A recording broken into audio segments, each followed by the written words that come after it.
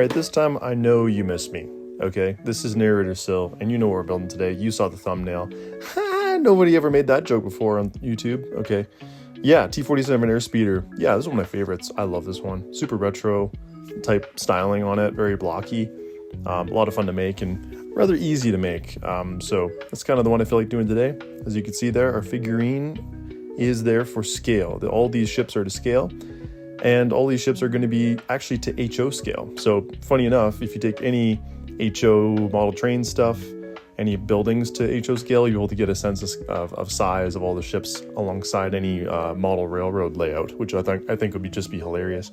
But yeah, I just want to make sure that everyone is aware and understands that while I do acknowledge barely the existence of movies 7, 8, and 9, I'm only making the ships from the prequels and the original trilogy just because I couldn't be bothered. I think a lot of people from the Star Wars community probably would agree, even though there are some pretty cool ships. Yeah, so the Snowspeeder, as I always called it, I always loved the blocky sort of 80s retro styling it seemed like that this ship had. It was very simple, but yet sort of elegant in its own quirky way. Very underrated ship, I feel like. A lot of people don't remember that this ship exists, I feel like. Nobody really talks about it. Everyone knows about the X-Wings and stuff, so it's kind of fun. I think it's personally one of my favorites, just because of how it looks. It feels very like 80s automotive resemblance, you know, with a little bit of, you know, guns and jet related stuff on it. So for the canopy, you can see there we had the glass put into the frame. That was a lot of cutting out, by the way. It's really hard to get paper at this scale to cut that fine and that accurate. So this was just such a laborious task, but we managed to get some glass in there, which is actually just plastic that you'd have in like those dividers, those plastic dividers you'd have in like elementary school from your binder. Pretty cool. Just, also on the back here, I actually had a problem with the rear sort of like radiator or ventilation slits that were on the back of this speeder. And I ended up just ditching the wood and just going with the foam and just calling it good with that because the wood was just falling apart.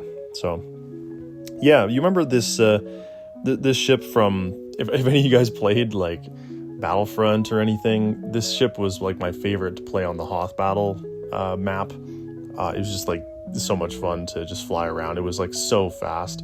Any of the Battlefronts. I'm talking about the 360 and the original Xbox Battlefront versions. And yeah, so anyways, if you know, then you know. But yeah, look at my hand here, guys. I mean, like, look how small this ship is. You know, most of these ships are going to be about this size, but trying to make all this little detail at such small scale is kind of a blessing and a curse at the same time, because you don't have to use all this material, and there's not a lot of like, you don't have to concentrate too hard on all of the tiny little nitty gritty details. But it is really quite the challenge to get the main details, even though the main bigger blockier shapes are still very small. And so yeah, anyways, going on to the guns here now, finally, as you can tell. The guns are just various different widths of doweling wood, and I just cut them to lengths and glued them in front of each other.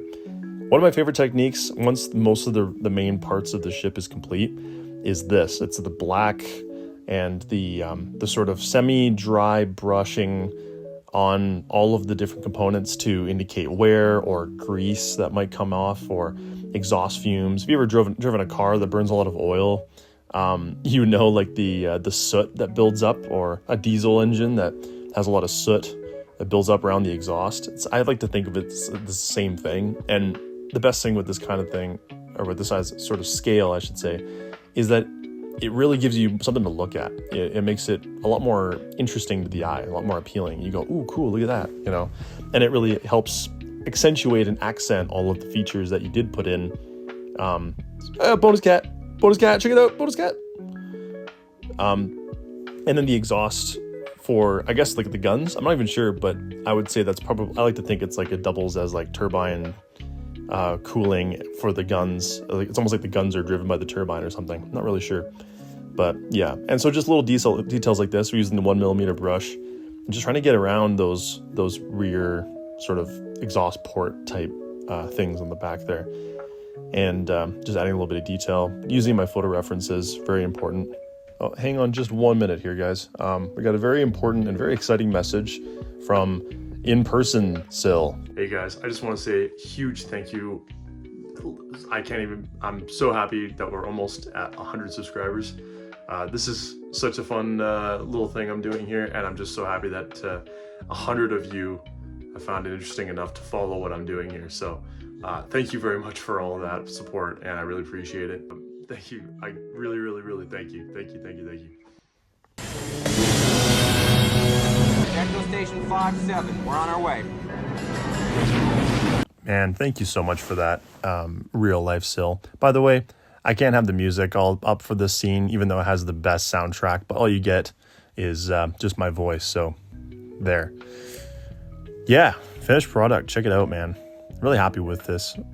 Making a color, painting on paint like the red here that you see, and trying to make it look as though that it's been painted on at some time way in the past and then chipped off is actually quite difficult.